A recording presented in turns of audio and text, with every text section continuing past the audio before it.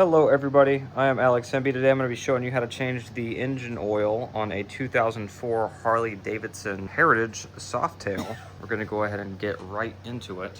Just want to go ahead and locate your drain plug, which is a 1/2 inch located right here. You want to go ahead and get your socket on it and break it loose and drain it into your drain pan. I want to check your magnet on the bottom of your drain plug to make sure you don't have any big pieces of metal, and it looks like you don't, which is good.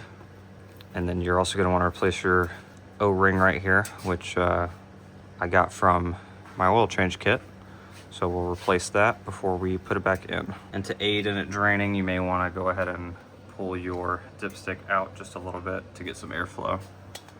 Once you're done dripping, you want to make sure to stand the bike up and get all the oil out.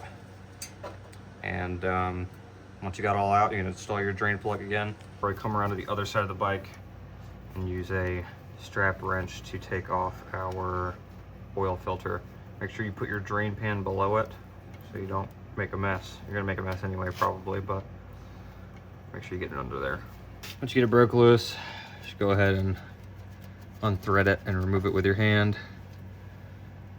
Now that you got your oil filter taken off, you want to make sure that there is not the rubber ring stuck on here, because if you put your new oil filter on and it's still there, you'll get some leaks.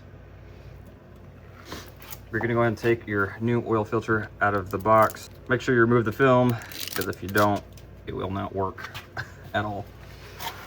You are going to want to take a little finger of oil, run around the rim, and then you can go ahead and thread it on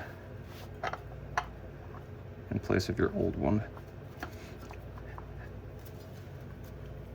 Now usually I would say to get this hand tight, but it's kind of difficult to get to, so you're just going to take your socket, go on the end of it. This was 11/16 I believe, and just get it pretty snug. And now we will go to filling.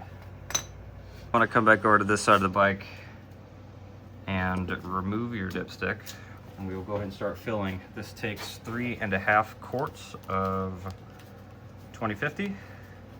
So we'll pour all of that into this hole. Now that we are done with filling, you want to remove your funnel.